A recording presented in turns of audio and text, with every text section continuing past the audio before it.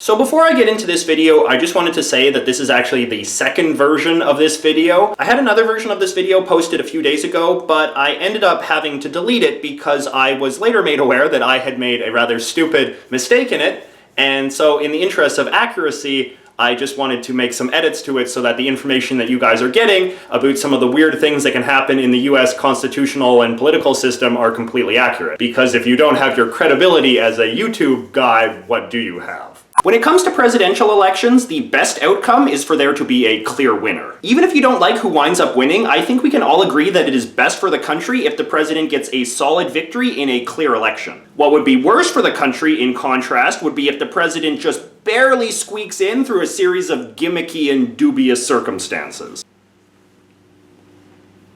And unfortunately, it is looking increasingly possible that the next president will wind up being picked that way. Let's look at the worst case scenario. So right now, Donald Trump is doing quite well in the Republican primaries. He's winning a lot of states, but never the majority of the vote. When you win a state, you send a certain number of delegates to the Republican Party nominating convention, but in a lot of states, if you don't win a majority of the vote, you don't get a majority of their delegates. So let's say the Republican race remains tight. Marco Rubio and Ted Cruz stay in until the very end. They win some states, but mostly just split the vote and keep denying Trump majority victories. After the last state votes in June, the total delegate count is something like this. Trump gets the most delegates at around 40%, while Rubio and Cruz get about 30% each. This means that when the Republicans have their big nominating convention in July and the delegates have to vote to appoint a presidential candidate, no one candidate can get a majority of the vote since the delegates are basically split three ways. This triggers what they call a brokered convention, in which the delegates just have to keep voting until they can come up with a consensus pick. The Rubio and Cruz camps hold a majority of the votes, but since they hate each other, they ultimately decide they have to settle on an outsider candidate who they can all sort of agree on. Say the Speaker of the House, Paul Ryan. Well, this backfires big time. Trump feels like he was robbed and says he's going to run as a third-party candidate. And some really hardcore conservatives get mad too because they consider Paul Ryan to be a sellout member of the Washington establishment. So they also decide to run their own presidential candidate on the hard-right Constitution Party ticket, say Ben Carson. Meanwhile, through some magical upset victory, Bernie Sanders ends up winning the Democratic nomination. Maybe Hillary Clinton winds up going to prison for her email thing or something. Anyway, this proves to be the last straw for Michael Bloomberg, the former New York City mayor with long-standing White House ambitions. He decides that he's going to run for president as a moderate liberal because he doesn't want to see a socialist win. So on election day, we wind up having an amazing 5 presidential candidates who all split the vote in different ways and wind up winning different states. Now, the way that US presidential elections work is that states give their winning candidates delegates to the Electoral College.